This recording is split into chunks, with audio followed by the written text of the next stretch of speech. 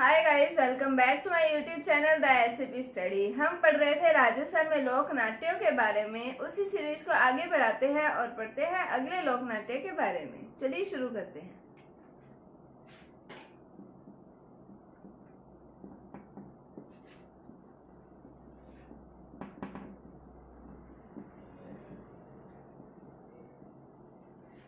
तो हमने बात करनी राजस्थान में लोक नाट्य की, तो उसके अंदर हम पढ़ते हैं अब गौरी लोक नाट्य के बारे में। तो अब गौरी लोक नाट्य के बारे में सुन के तो आप ही बोलोगे गौरी, तो हमने लोक नृत्य के बारे में भी पढ़ा है। तो ये लोक नृत्य का भी नाम आता है और एक ही लोक नाट्य भी आता है।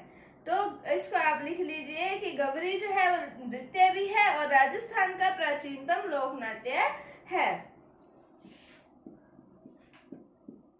गौरी नृत्य भी है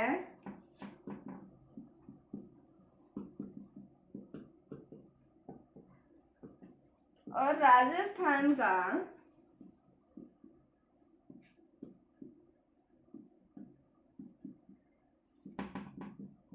प्राचीनतम लोक नाट्य भी है।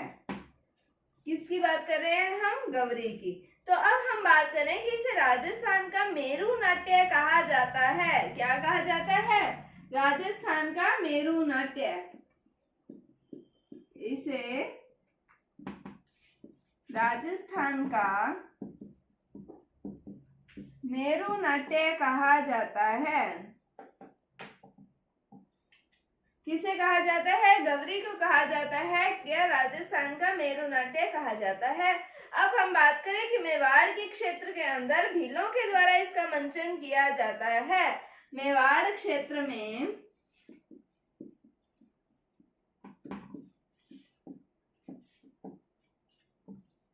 भीलों के द्वारा इसका मंचन किया जाता है।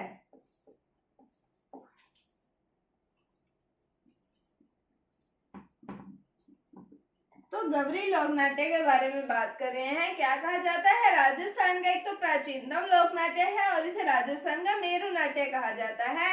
और मेवाड़ के क्षेत्र के अंदर भीलों के द्वारा जो है वो इसका मंचन किया जाता है। अब हम बात करते हैं इसकी आगे।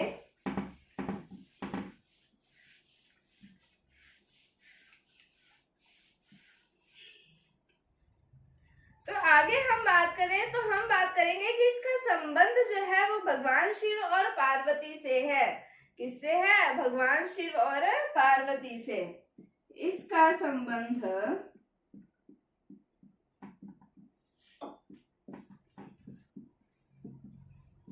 भगवान शिव और पार्वती से है।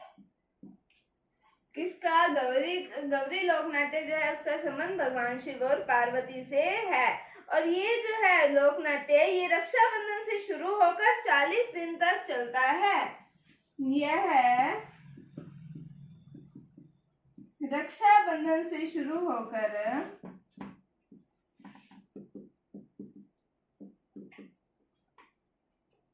40 दिन तक चलता है।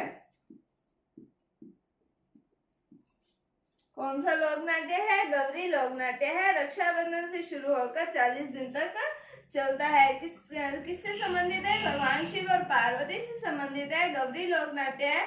और ये रक्षाबंधन से शुरू होकर 40 दिन तक चलता है।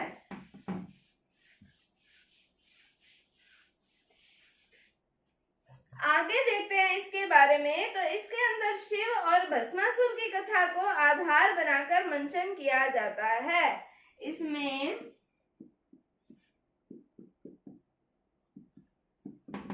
शिव भस्मासुर की कथा को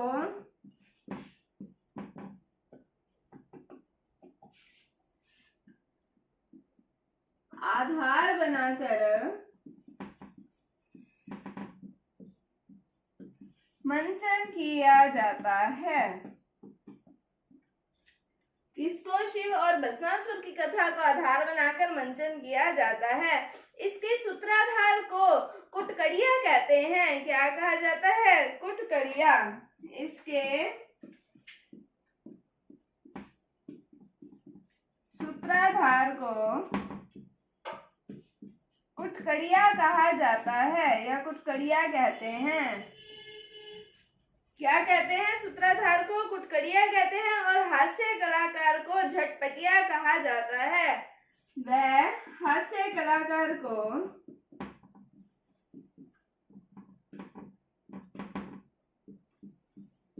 झटपटिया कहा जाता है। तो क्या है? शिव भस्मासुर की कथा को आधार बनाकर मंचन किया जाता है। हास्य कलाकार को झटपटिया कहा जाता है और सूत्रधार को क्या कहा जाता है?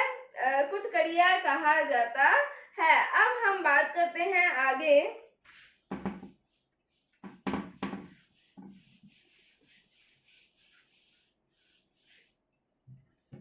तो इसमें आगे हम देखें कि कथानक की जो कहानियां होती हैं, इनको आपस में जोड़ने के लिए जो सामूहिक नृत्य किए जाते हैं उसको गवरी की घाई कहा जाता है।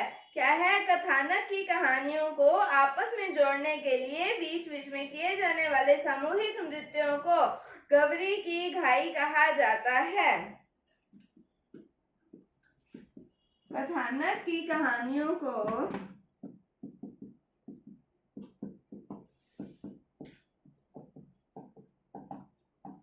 आपस में जोड़ने के लिए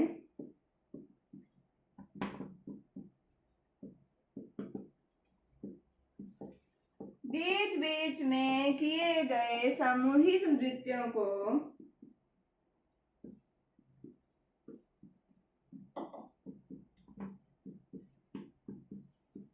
क्या कहा जाता है? गवरी की घाई कहा जाता है।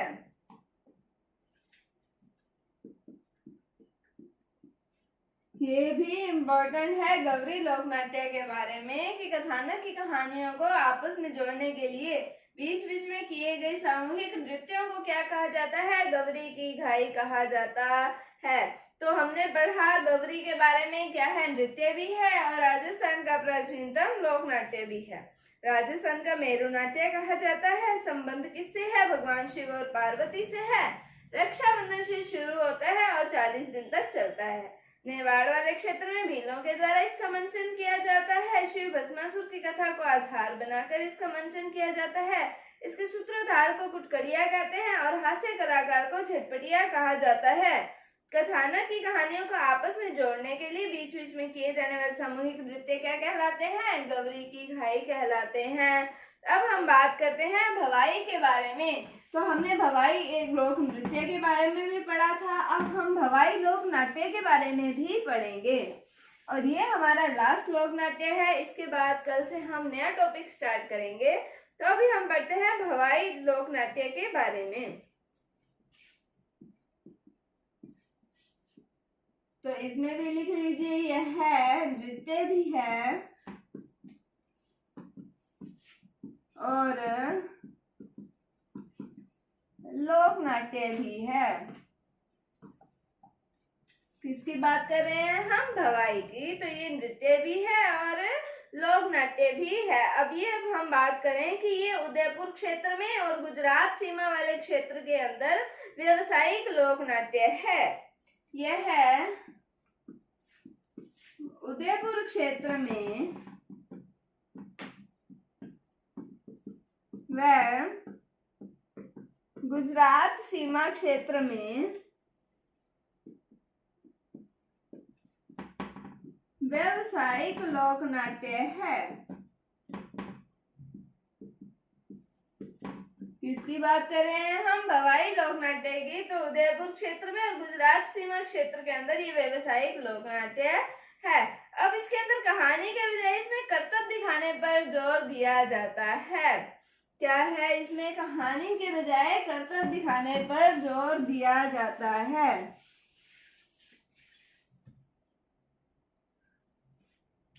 इसमें कहानी के बजाय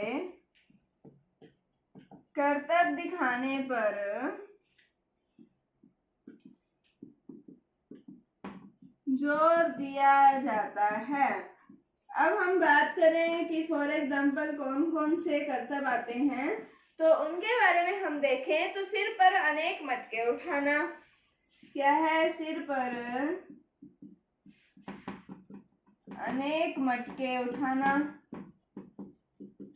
उसके बाद हम बात करें कि तलवार पर, थाली के किनारों पर, कांच के टुकड़ों पर, मतलब इन पर कर्तव्य दिखाना।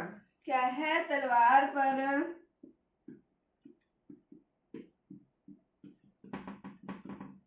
थाली के किनारों पर और कांच के टुकड़ों पर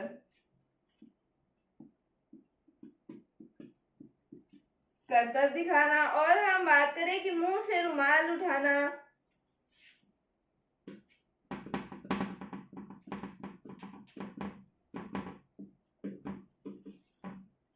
तो आदि जो कर्तव्य हैं वो इसके अंदर भवाई लोक नाट्य के अंतर्गत किए जाते हैं। तो भवाई लोक नाट्य क्या है? नृत्य भी है, लोक नाट्य भी है। उदयपुर क्षेत्र और गुजरात सीमा क्षेत्र में व्यवसायिक लोक नाट्य है।